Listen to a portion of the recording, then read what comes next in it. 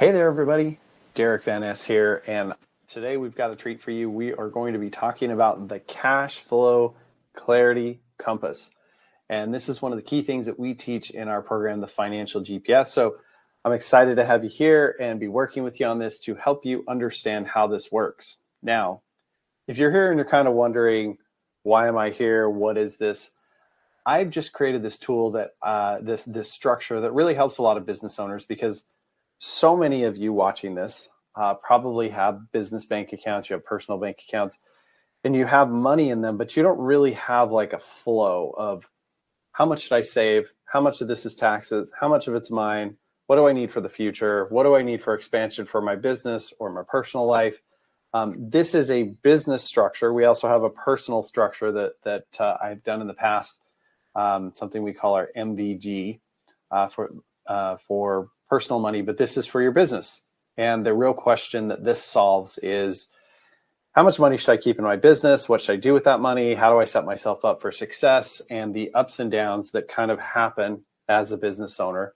And so I'm going to go through this with you today and really build out exactly how you can structure this, so you know how much money is yours, how much money is saved for the future and the things that you need, how much is for taxes, how much you should be keeping in your business, and kind of answer all of those questions to help you flow through it. And the truth is, like, you kind of have to customize it. A little bit of it is dependent on your business and your business type. Some businesses need a little more cash on hand than others.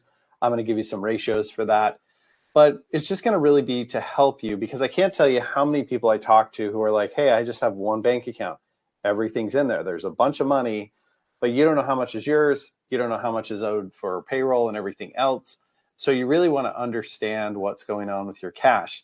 If you can do this, this is the very first tiny step in continuing to create consistency in your business and turning income into wealth. This is one of the biggest things that I see as a lot of business owners.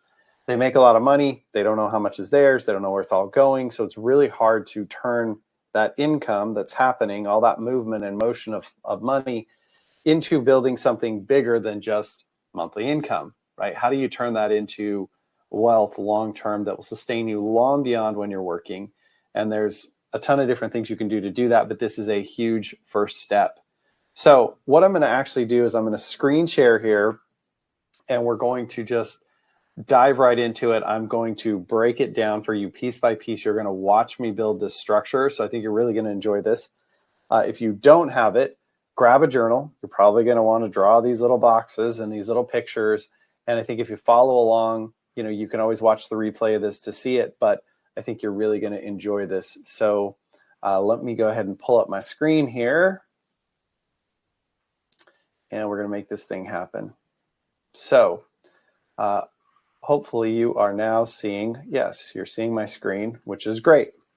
Okay, so cash flow clarity compass. So the first thing we want to establish is how much money you should be keeping in your bank account.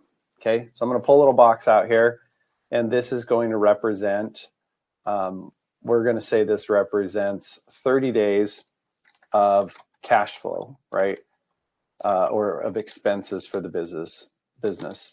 So if you have 30 days of expenses for the business, that means how much money does it take to pay the payroll, save for insurance, pay your mortgage, pay all the other pieces? Like, how much money do you need to run the business end to end for 30 days, right? So if that number, I'll use an easy example. Let's say that number is $50,000. If it's $50,000, then that would be 30 days of expenses, right? Now, most businesses need more than 30 days of expenses because you have, you know, unexpected things. You want to be prepared for the future, all that kind of stuff. So I have found that most people need somewhere between 30 and 60 days of expenses, right? So this is your bank account. Now, if you're in a business where there's consistent cash flow every single day, like a dental office or a chiropractic clinic or an auto repair shop, somewhere between 30 and 60 days is probably very sufficient. If you run a large construction company where you're having to put lots of money out in advance, you might need a bigger buffer. Or if you buy a lot have to buy big chunks of inventory at a time, so you got to kind of save up for those. and then all that money goes away. And then, of course, as you sell things, money comes back in.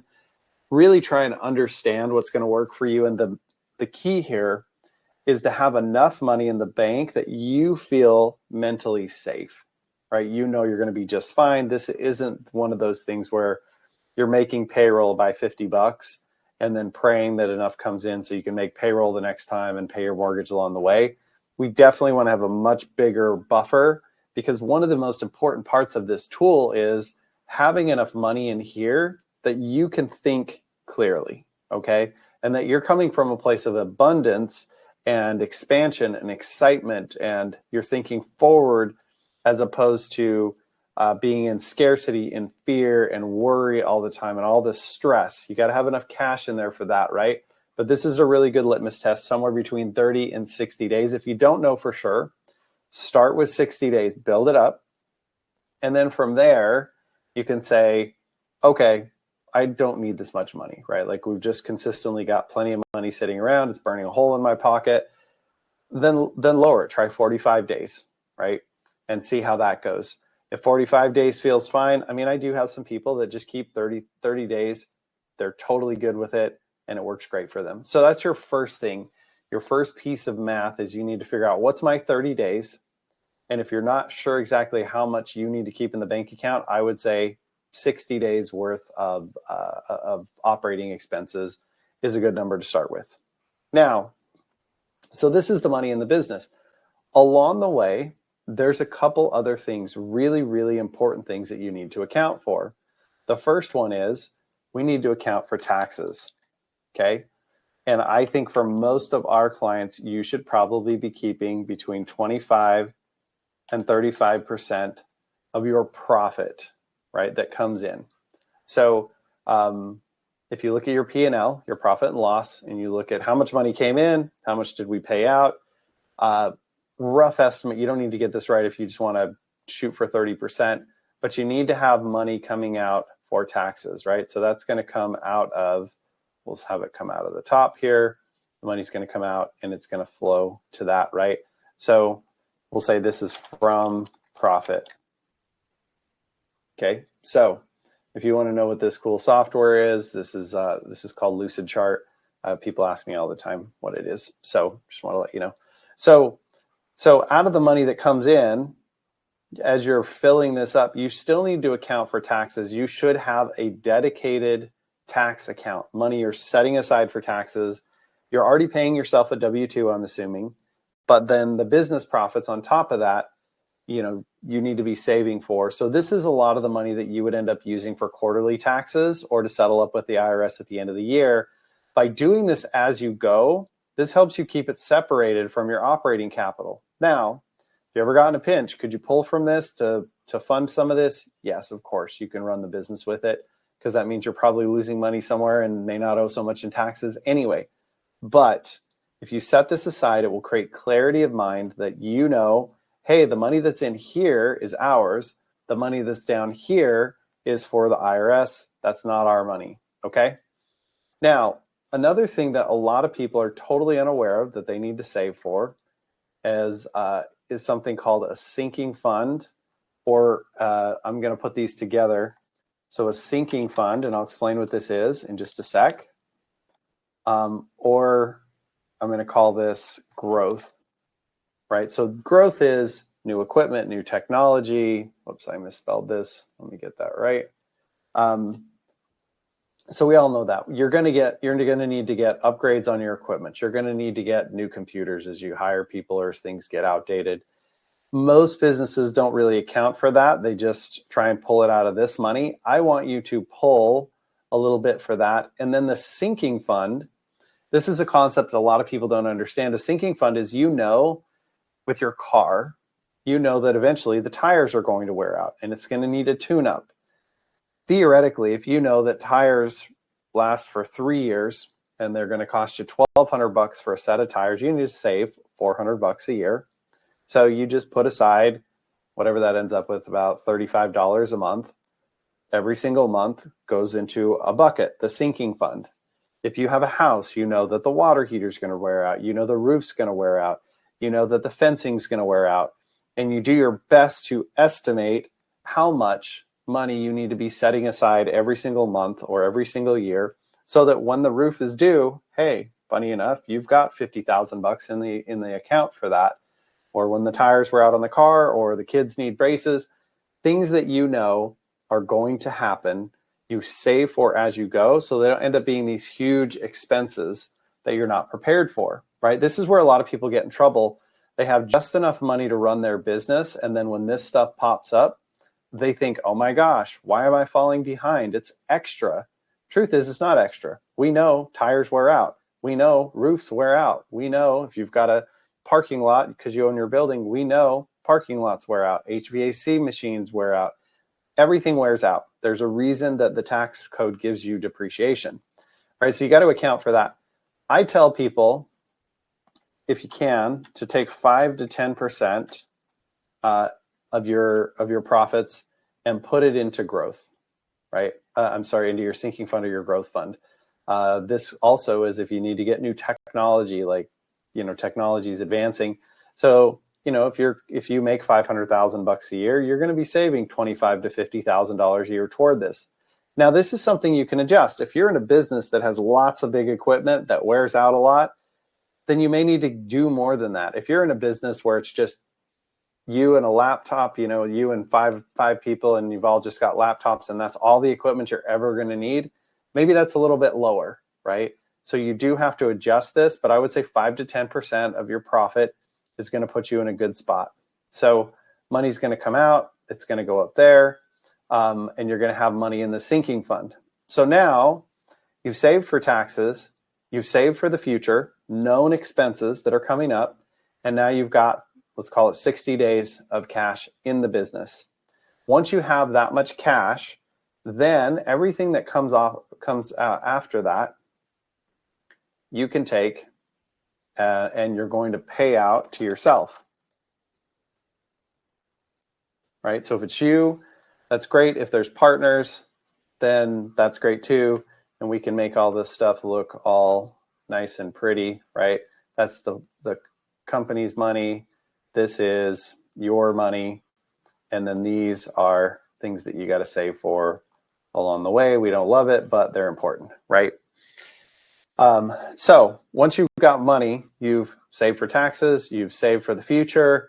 Now you've got extra money.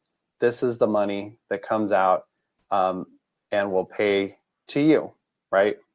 Into your bank account. Let me do this. I'm going to add a little bonus here and kind of show you guys something that we do for our clients.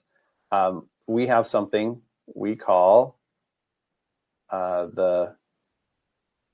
this is actually an entity that we have you pay into before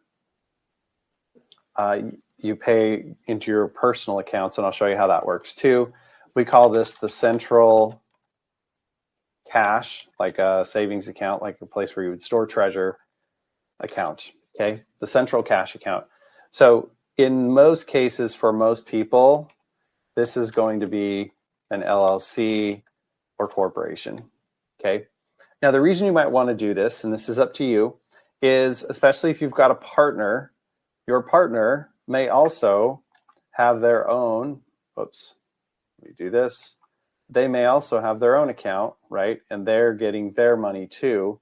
But this way, if you want to buy a vehicle, pay your kids, do other kinds of tax moves, you can do that out of your own account. Your business partner can do it out of theirs, and you guys don't have to figure out how to do it out of the business, right? Like a lot of our clients, we want them to train their kids how to use money to help with investments, to help with growing the business. They get paid out of this account. So the business pays out to your personal, I'll call this your family management account, right? Where you manage your family's investments and all the other stuff.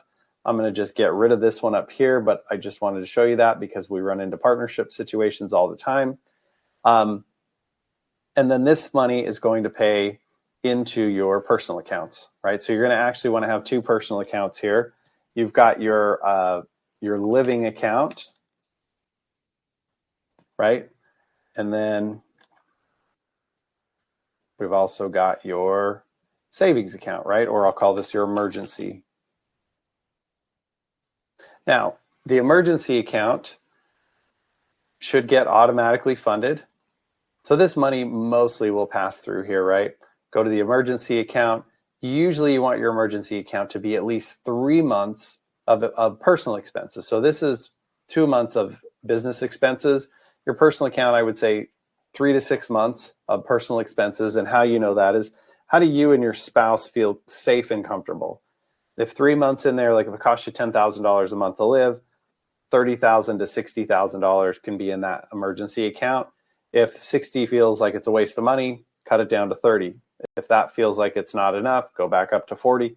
Find that place that's right for you and your spouse so you don't fight about money. If the car breaks down, if the kids need braces, if there's an extra expense at football or dance or whatever, you're not worried about it. That's what the emergency account is for, right? And then the living account is what you live on. This is where we pay the rent or mortgage. This is where we pay for the cars. This is where we, unless you're paying for those here and using them for business purposes, but all the stuff for the kids, all the other living expenses, going out to eat, food, et cetera, right? All that's going to come out of your living account. And then your central cash account here is going to work with a bunch of other stuff like investments, et cetera. We like to help people build their own banking system. So we have the money from here fund into that. But really what happens is, let's say you have a big chunk of money here. Your first thing is your W-2 would come out and it would go into this, right? So let's call that W-2 income. But then on top of your W-2 income, you also get distributions. Let's just call this profits, business profits on top of the W-2, right? So the W-2 theoretically should be optimized for taxes, but ideally it's fairly close to your living account, right? It could be that you live on some profits, but if you have a huge month in here and the business pays over $100,000, but you only need 20 of it for here, only transfer the W-2 plus the 20,000 here. The rest will build up in here. Now what this does is it keeps your money not going into your living account where suddenly you're like, hey, we've got all this money. Let's go buy fancy things or go on vacations or whatever. I'm not saying you shouldn't do those things. I'm just saying you shouldn't just do them because you have extra money sitting around. I'd rather you take the extra money here, use it to pay into investment accounts or grow the money or add to your business or whatever. That's much more important for growing. Or if you ever need to, you can pull money from this back into the business if it runs into a really tight spot. So don't think that once the money's paid out, I'm never going to be able to get it back in the business. You can. It goes back in and it creates equity for you. In other words, the business owes you, and you could even do it as a note if you want to, where the business pays you back over time, just like it would a lender or the bank or anything. Okay. So what this cash flow clarity compass really does is help you to systematically strip money out of the business. Because what I see is a lot of people end up with this big, huge bank account, right? I have clients, I had a client, they had $700,000 just sitting in the bank account, earning like 0% interest. And it feels really safe, right? You got this big chunk of money, feels good, feels strong, but massively underperforming. They're not earning on that money. And the truth was they probably only needed $250,000 in there. So there's an extra $450,000 just sitting in there being bloated, not earning for them. And they know it, right? But they don't know what to do with it. So the first thing is, let's strip it out of the business as the business is profitable. Let's keep the business lean, because what happens is if you have a very bloated account, you can't see, hey, what's going on with the business? How's our real cash flow? If you've got huge chunks of money, you can be going negative for a while and ignore it or not pay attention to it. Or sometimes, it just camouflages what's happening with the business. As you're stripping that money, that extra money out into an account over here where you can put it to work or even just store it for a period of time, that allows you to very clearly see what's going on with the business. It keeps it lean, and it also keeps your money over here where you can now take, and like I said, put it to work. Maybe you've got, I'll just call this growth, right? we've got different strategies we use. We teach a banking system for business owners where you can become your own bank. We've got proprietary investment systems and all kinds of things, right? But ultimately, you can take and put a lot of that money to work, even very conservatively if you want to, and be growing that money instead of having it sit in here and do nothing for you except for make you feel warm and fuzzy, right? And that's what the 60 days is for, is so that you have enough to feel warm and fuzzy, but not so much that you're excessive and you're being wasteful. A huge part of how wealth is built is just keeping your money earning for you. In a perfect world, we want your money to earn more for you than you earn for you, right? It takes a little bit of time to get that going, but the first part, taking that excess out of the business after you've taken care of all the important things here, have enough to run the business, pulling that money out, you can put it to work. You're systematically saving some money to build up for the personal savings. And then once you've got this filled, you don't need to keep putting more money in there. You can put more to growth. And then you can put money into your living accounts, right? So these are kind of your personal accounts here. If we make those like a light blue, and then this once again is growth, right? So now there's more to this. Like I said, the banking system, how we allocate investments, all of that sort of thing. But for a lot of business owners, this is going to give you a really clear understanding of how do I strip the money out of the business? Where do I put it? Putting it into I'll call this your family management account, right? Your central cash account where you store your treasure. This is where, like I said, you can get your kids involved with understanding growth. If you have rental properties, you can manage them here. If you have investment accounts, you can manage them here. If you've got other businesses, those can also pay in here. And now you've got this central hub, kind of like your own little corporate headquarters for your family wealth. And then if you involve your children and family members, they start to learn how this works, because at some point they're going to inherit it. And when they inherit it, you want to make sure that they're prepared for that.